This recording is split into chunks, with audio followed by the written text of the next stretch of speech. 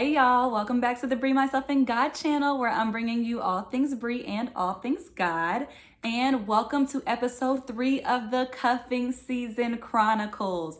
In this series, I have been discussing all things relationships and it's been really fun so far. If you haven't caught the first 2 episodes, you should definitely check them out. Number 1 was called 5 Signs He's Wasting Your Time, Sis, but anybody can watch it, not just women.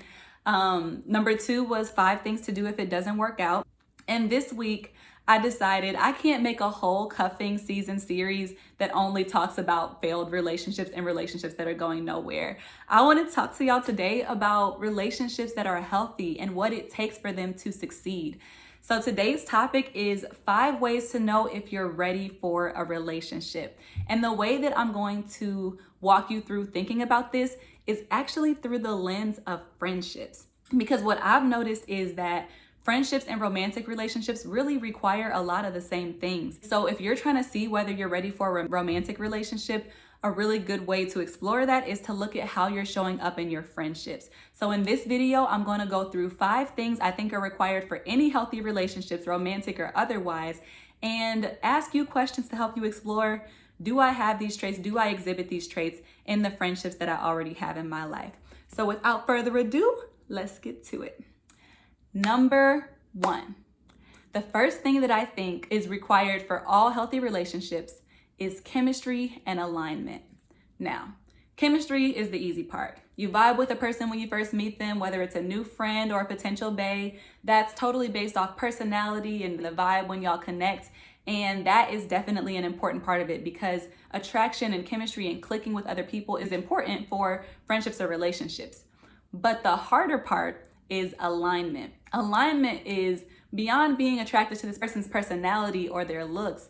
Do I vibe with who they are? Does who they are at the core connect with who I am at the core? And are we aligned for a friendship or a relationship? So the question that I would ask you to ask yourself is, are you discerning? Because if you're able to identify and choose friends that have character that you respect and value systems that you think are solid, then that will be really helpful in identifying and discerning potential partners. If you find that you're constantly realizing that people that you connected yourself to are not actually the type of people that you want to build with, that's something to be on the lookout for as you think about a future relationship. Number 2, after chemistry and alignment, the next thing that I think all healthy relationships require is intentionality and investment. So say you click, say you vibe, say you even feel like you align. That even being the case, y'all are not going to become baes or besties by osmosis. No relationship is going to develop unless you put in the work to build it. And that's why I say that intentionality and investment is so important. Are you somebody that is intentional? Are you willing to invest your time and energy into people that you think are worthwhile to add to your life and to the relationships that you have? Do you reach out to your friends? Do you check on them? Or are you always waiting for somebody to hit you up? And if they don't hit you up, we're just not going to talk type of a thing. Do you use busyness as an excuse to not check on your friends, to not reach out? You know, my friendships have gone through different seasons where at certain times it was harder for one person to reach out and at other times it was harder for the other person, maybe because of work, because of family, because of just life. But are you willing to invest and to pursue the people that you really think are valuable relationships in your life? If you're willing to pursue and invest and be intentional with your friendships, then you likely will have the intentionality needed to succeed in a romantic relationship. Number 3, support and accountability. Okay, so let's say you're reaching out, let's say you're talking frequently. What is the substance of your conversations and your connections? Are you adding to the lives of the people who are in your life? Your friends, are you aware of their goals, their passions, their callings, and are you supporting them in that? Do your close friends have YouTube channels, podcasts that you never even listen to or subscribe to or even share on your page? Are you their cheerleaders in a way? You know, we look to our friends to really hype us up and believe in us and push us forward. And not only support, but also accountability. And this is, I think, for your close friends. Not all friends require this of you, but your close friends, are you pushing them to be their best selves? You know, for me, my best friend Ariana recently had a conversation with me where she checked in with me about my YouTube channel because I hadn't posted content in over a month. And I had told her some ideas that I had, but they fell through and I didn't execute them.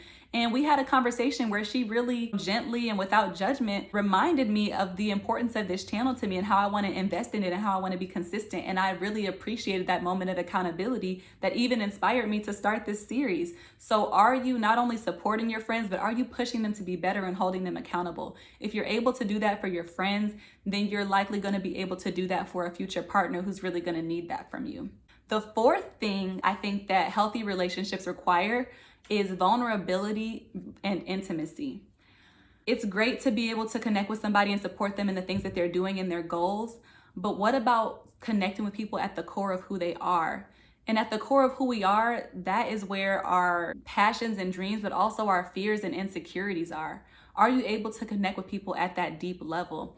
Are you willing and able to open up and to share things about yourself that really feel vulnerable? And not only are you able to share, but are you able to create safe spaces for other people to share? Are you able to approach your friends and relationships without judgment, with sensitivity to their past trauma or their pain? If you feel like you're always putting walls up, then that might be a barrier to fruitful friendships and a future romantic relationship. So that's definitely something to think about and to really maybe challenge yourself to grow in. And, you know, not to say that you need to overshare or push yourself completely past your boundaries, but maybe experiment with opening up to people that you trust, because they might surprise you and really support you in ways that you hadn't anticipated. And I truly believe that in order for relationships to have the deep, healing, and empowering impact on us that they were meant to have, that they're gonna have to be vulnerable. So that's number 4.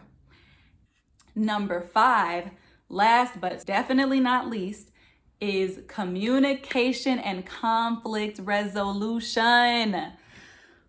I cannot emphasize this one enough, okay? Literally, this is the thing that will make or break relationships, because you can be as aligned as you want to be. You can enjoy the person's company as much as you want to, but if you're not able to communicate and overcome conflicts, it's not going to last, because no matter how much two people get along, conflict is inevitable, and the way that you respond to it makes all the difference.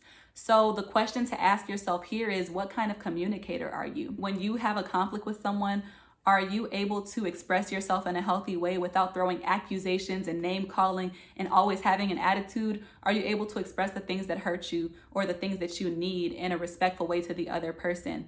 Similarly, are you able to receive that communication?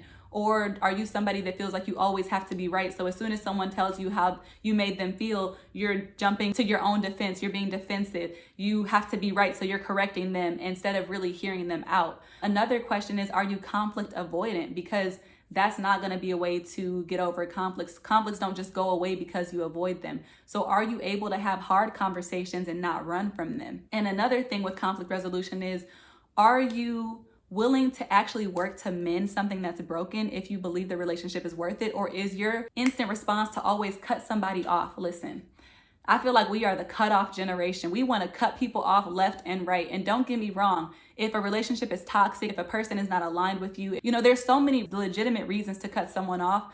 But if you're just having a conflict in a relationship, which is natural, ask yourself whether you're willing to make the investment to actually make it work. If you're able and willing to do that in your friendships, then you might be able and willing to do that in a future romantic relationship. And it will probably be one of the most important skills that you can have to really make your relationship last. So those are my 5 requirements of healthy relationships and ways that you can know whether you're ready for one. 1, chemistry and alignment. 2, intentionality and investment. 3, support and accountability.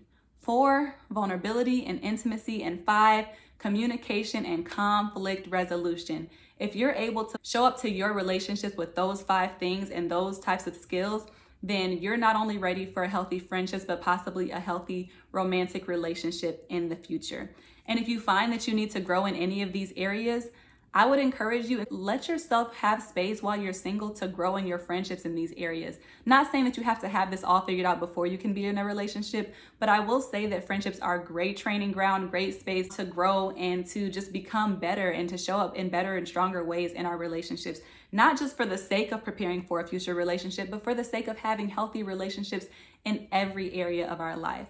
So I hope that these 5 keys blessed you, showed you something about yourself, to help you think about something in a new way.